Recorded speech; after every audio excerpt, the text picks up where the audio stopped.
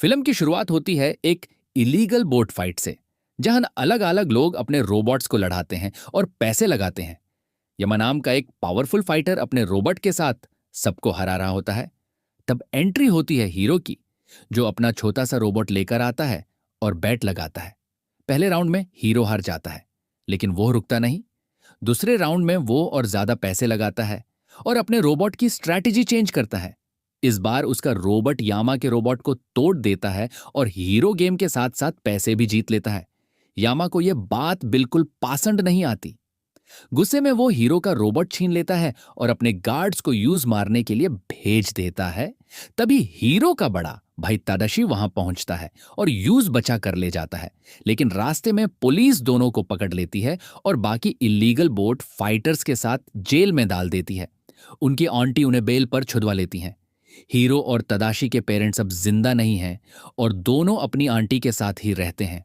घर लौटने के बाद भी हीरो का मन बोट फाइटिंग में ही लगा रहता है। तदाशी समझ जाता है कि अगर हीरो ने अपनी टैलेंट का सही यूज नहीं किया तो वो गलत रास्ते पर चला जाएगा। इसलिए वो यूसे अपनी यूनिवर्सिटी ले जाता है, बहाना बनाकर कि उसे लब से कुछ सामान लेना है। यूनिवर्सिटी के लब में हीरो तदाशी के दोस्तों से मिलता है, गोगो, वसाबी, हनी लेमन और फ्रेड। ये सब अपने अपने फील्ड के जीनियस स्टूडेंट्स हैं और कमाल के इन्वेंशंस बनाते हैं। हीरो उनके प्रोजेक्ट्स और एक्सपेरिमेंट्स देखकर काफी इंप्रेस हो जाता है। फिर तदाशी हीरो को अपने लैब में ले जाता है और एक स्पेशल रोबोट दिखाता है। जैसे ही हीरो अपने हाथ पर चोट लगाता है और आउच बोलता है, एक बड़ा सा व्हाइट इन्फ्लेटेबल रोबोट एक्टिवेट हो जाता है, बेमैक्स। बेमैक्स को तदाशी ने एक हेल्थ केयर असिस्टेंट के रूप में डिजाइन किया था, जो लोगों का ट्रीटमेंट करे और उनकी मदद करे।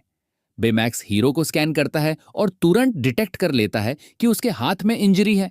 वो एंटीसेप्टिक स्प्रे लगाकर उसका ट्रीटमेंट करता है। बेमैक्स को डीएक्टिवेट करने के लिए हीरो को बोलना पड़ता है कि वो बेमैक्स की सर्विस से सेटिस्फाइड है। जैसे ही वो ये लाइन बोलता है, बेमैक्स वापस अपने चार्जिंग केस में चला जाता है। इसी बीच यूनिवर्सिटी के डायरेक्टर और तडाशी के मेंटोर प्रोफेसर कलगन वहां आते हैं। वो हीरो के बनाए रोबोट को देखकर इंप्रेस हो जाते हैं और यूज यूनिवर्सिटी के स्पेशल प्रोग्राम में अप्लाई करने के लिए इनवाइट करते हैं। प्रोफेसर बताते हैं कि अगर हीरो अपकमिंग शोकेस कंपटीशन जीत जाता है तो यूज डायरेक्ट यूनिवर्सिटी एडमिशन मिल सकता है।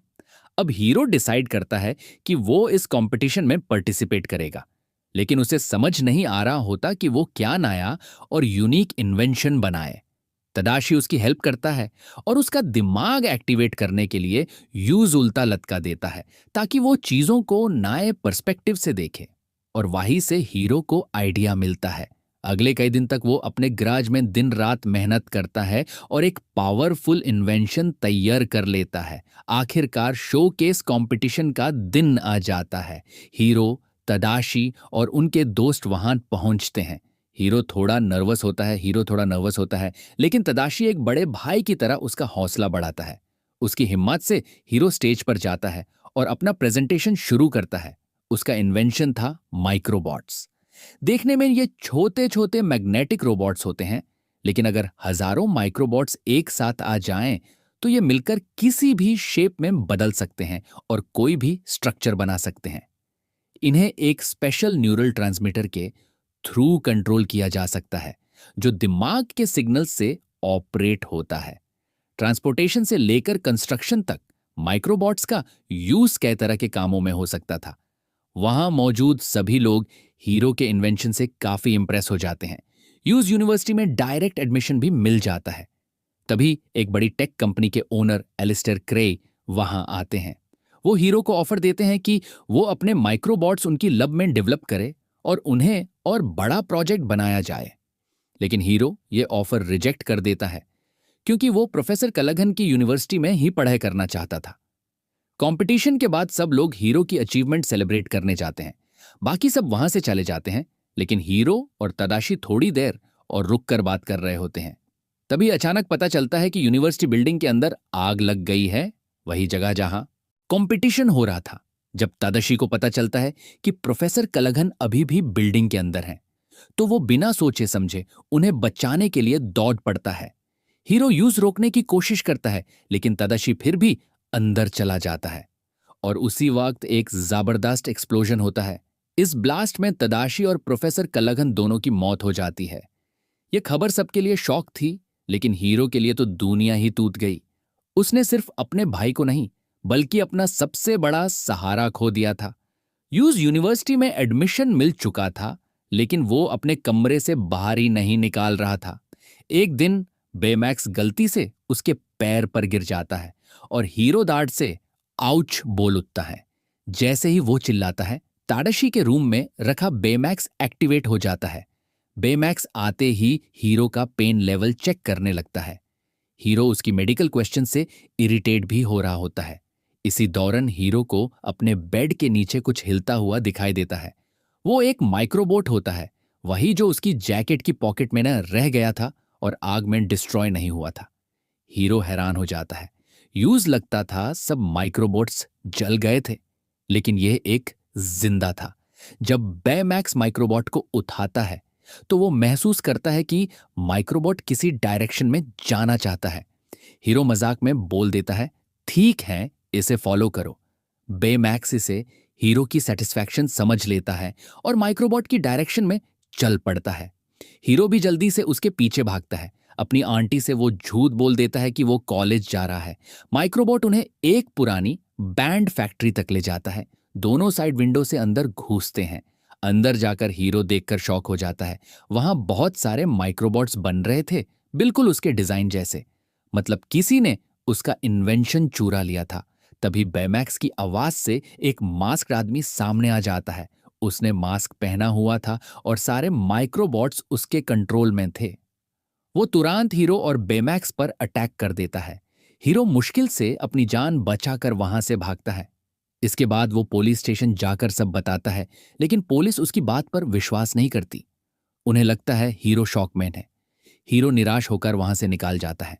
बेमैक्स की बैटरी भी लो हो चुकी होती है। हीरो उसे घर लाकर चुपके से चार्ज पर लगा देता है। तदाशी की कैब देखकर बेमैक्स पूछता है, तदाशी कब वापस आएगा? हीरो दुख भारी आवाज में बताता है कि तदाशी एक एक्सीडेंट में मर चुका है और कभी वापस नहीं आएगा। इसी बातचीत के दौरान हीरो को एहसास होता है कि वो आग कोई एक्सीडेंट नहीं थी। किसी ने जानबूझकर सब कुछ किया था ताकि माइक्रोबॉट्स हासिल किए जा सकें, और वो मास्केड आदमी ही इसका जिम्मेदार हो सकता है। हीरो डिसाइड करता है कि वो सच का पता लगाएगा, लेकिन उसके लिए बेमैक्स को एक फाइटर रोबोट बनाना पड़ेगा। बेमैक्स बार बार कहता है कि वो एक हेल्थ केयर असिस्टेंट है, लड़ने के लिए नहीं बना। लेकिन हीरो उसकी सिस्टम में कॉम्बैट चिप्स और फाइटिंग स्किल्स इंस्टॉल कर देता है। अब बेमैक्स सिर्फ हीलर नहीं, एक पावरफुल प्रोटेक्टर बन चुका था। दोनों फिर से उस फैक्ट्री में जाते हैं, लेकिन इस बार जगह बिल्कुल खाली होती है।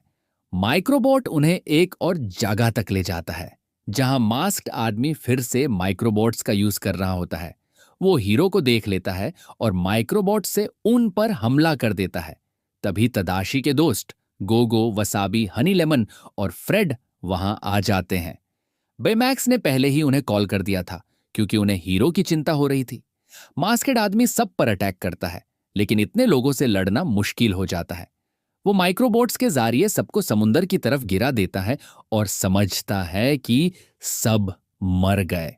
फिर वो वहां से चला जाता है, लेकिन सब बच जाते हैं। बेमैक्स बताता है कि उसने मास्क्ड आदमी को स्कैन किया था और उसका मेडिकल रिकॉर्ड उसके पास सेव्ड है। अगर दोबारा स्कैन मिले तो यूज आइडेंटिफाई किया जा सकता है, लेकिन इसके लिए पूरी सिटी को स्कैन करना पड़ेगा, जो काफी टाइम लेगा। इसलिए बेमैक्स को अपग्रेड करना जरूरी है। फैक्ट्री से बच कर आने के बाद फ्रेड अपनी थियरी देता है। उसका मानना था कि मास्क्ड आदमी शायद एलिस्टर क्रे हो सकता है, क्योंकि वही हीरो की टेक्नोलॉजी खरीदना चाहता था, और जब हीरो ने मना कर दिया तो शायद उसने जबरदस्ती उसे हासिल करने की कोशिश की हो। फ्रेड कहता है कि अगर वो इतना पावरफुल आदमी है तो हमें भी एक टीम बनानी होगी, और सिर्फ दिमाग से नहीं, पावर से भी तैयार होना होगा। हीरो सबको उनकी अपनी इन्वेंशंस के हिसाब से अपग्रेड करता है। गोगो को हाई स्पीड मैग्नेटिक व्हील्स मिलते हैं, वसाबी को एनर्जी ब्लेड्स, हनी लेमन को केमिकल पावर बॉल्स, फ्रेड को एक मॉन्स्टर स्टाइल फायर सूट, और बेमैक्स को मिलते हैं पावरफुल आर्मर, रॉकेट फिस्ट्स और एडवांस्ड कॉम्बैट फीचर्स। सब अपनी नई पावर्स टेस्ट करते हैं। अब हीरो बेमैक्स को एक ऊंची बिल्डिंग पर ले जाता है और पूरी सिटी स्कैन करने को कहता है ताकि मास्क्ड आदमी को ट्रैक किया जा सके। सिग्नल एक पुराने आइलैंड लब पर मिलता है। टीम बेमैक्स की फ्लाइट पर बैठकर वहां पहुंचती है। लैब पूरी तरह से बैंड और बर्बाद था। ऐसा लग रहा था जैसे यहां कोई डेंजरस एक्सपेरिमेंट हुआ हो। वहां के सीसीटीवी फुटेज देखकर सच सामने आता है। यह लैब क्रीटेक का था। यहां एक टेलीपोर्टेशन पोर्टल एक्सपेरिमेंट चल रहा था। एक पोर्टल से कोई ऑब्जेक्ट डालो तो वो दूसरे पोर्टल से बाहर निकाल जाता था। टेस्ट के दौरान एक फीमेल पायलट को भी पोर्टल के अंदर भेजा गया, जबकि सिस्टम अनस्टेबल था। पोर्टल कंट्रोल से बाहर हो गया और सब कुछ अपनी तरफ खींचने लगा। पायलट अंदर ही फंस गई। एक्सपेरिमेंट बैंड कर दिया गया, लेकिन वो लड़की कभी वापस नहीं आई। तभी मास्केड आदमी वहां आ जाता है और टीम पर हमला कर देता है। इस बार हीरो समझ जाता है माइक्रोबॉट्स का कनेक्शन तोड़ने के लिए उस आदमी के हेड ट्रांसमीटर को हटाना होगा, मतलब उसका मास्क निकालना होगा। हीरो और बेमैक्स मिलकर उससे टक्कर देते हैं और आखिरकार मास्क उतर जाता है। लेकिन शॉक यहां मिलता है, वो क्रेई नहीं, प्रोफेसर कलघन था। हीरो को देखकर गुस्सा आ जाता है। तदाशी जिस प्रोफेसर को बचाने के लिए आग में गया था, वो जिंदा था। कलघन बताता है कि उसने हीरो के माइक्रोबोट्स चुरा लिए थे और आग भी उसी ने लगवाई थी। उसका कहना था कि तदाशी की मौत उसकी गलती नहीं थी। वो खुद अंदर क्यों आया? यह सुनकर हीरो कंट्रोल खो देता है। वो बेमैक्स को कलघन को खत्म करने का ऑर्डर देता है, लेकिन बेमैक्स एक हेल्थ केयर रोबोट है। वो किसी को मार नहीं सकता। गुस्से में हायरो बेमैक्स के अंदर से तदाशी वाली चिप निकाल देता है और सिर्फ कॉम्बैट चिप रहने देता है। अब बेमैक्स वायलेंट हो जाता है। टीम यूज रोकने की कोशिश करती है, लेकिन वो सबको हटा देता है। जैसे ही बेमैक्स कलघन को मरने वाला होता है, हनी लेमन वापस तदाशी वाली चिप इंस्टॉल कर देती है। बेमैक्स रुक जाता है। इस बीच कलघन फिर से मास्क पहनकर भाग जाता है। हीरो अपनी टीम पर गुस्सा करता है, लेकिन सब उसे समझाते हैं, हम हीरो हैं, किलर नहीं। घर आकर बेमैक्स हीरो को तदाशी की पुरानी वीडियो दिखाता है। वीडियो में तदाशी कहता है कि उसने बेमैक्स को लोगों की जान बचाने के लिए बनाया है। यही उसका असली मिशन था। हीरो को अपनी गलती का एहसास होता है। तब टीम एक और सच बताती है। पोर्टल में जो फीमेल पायलट गई थी, वो कल्लाघन की बेटी अबिगेल थी। कलघन ने सब कुछ बदले में किया था। अब फाइनल कॉन्फ्रंटेशन होता है। कलघन माइक्रोबॉट्स की मदद से दोबारा पोर्टल एक्टिवेट करता है। पूरी बिल्डिंग पोर्टल की तरफ खींची जा रही थी। हीरो एक प्लान बनाता है, माइक्रोबॉट्स को छोटे छोटे पार्ट्स में तोड़ दो ताकि सिस्टम ओवरलोड हो जाए। प्लान काम करता है, लेकिन पोर्टल अभी भी एक्टिव था। बेमैक्स स्कैन करता है और बताता है पोर्टल के अंदर कोई लाइफ साइन है। एबिगेल अभी भी जिंदा है। हीरो और बेमैक्स पोर्टल के अंदर चले जाते हैं। वहां उन्हें एबिगेल का ब्रोकन स्पेसक्राफ्ट मिलता है। वो बेहोश थी लेकिन जिंदा थी। बेमैक्स का रॉकेट सूट डैमेज हो जाता है। बाहर निकालने का सिर्फ एक तरीका था, बेमैक्स अपना रॉकेट आर्म लगाकर हीरो और एबिगेल को बाहर भेज दे और खुद वहां रह जाए। हीरो मना करता है, लेकिन बेमैक्स कहता है, मैं इसीलिए बना हूं, इंसानों की जान बचाने के लिए। अब तुम्हें कहना होगा, तुम मेरी सर्विस से सेटिस्फाइड हो? भारी आवाज में हीरो कहता है, I am satisfied with your care. Baymax उन्हें पोर्टल से बाहर भेज देता है और खुद वहीं रह जाता है। कुछ दिन बाद हीरो यूनिवर्सिटी ज्वाइन करता है। उसके पास बेमैक्स का रॉकेट फिस्ट होता है। उसे पता चलता है कि तदाशी की ओरिजिनल चिप अब भी उसके अंदर सेफ है। हीरो उस चिप की मदद से बेमैक्स को दोबारा बना देता है और बेमैक्स वापस आ जाता है अपनी पुरानी यादों के साथ। यहीं से शुरू होती है एक नई सुपर हीरो टीम। तो दोस्तों, अगर आपको ये इमोशनल और एक्शन से भरी कहानी पसंद आई हो तो वीडियो को लाइक जरूर करें। अगर आप ऐसी ही डिटेल्ड मूवी एक्सप्लेनेशंस देखना चाहते हैं तो चैनल को सब्सक्राइब करना बिल्कुल मत भूलना और कमेंट में बताना आपका फेवरेट कैरेक्टर कौन था, हीरो या बेमैक्स। मिलते हैं नेक्स्ट वीडियो में एक और जबरदस्त स्टोरी के साथ। तब तक के लिए स्टे सेफ, स्टे ऑसम।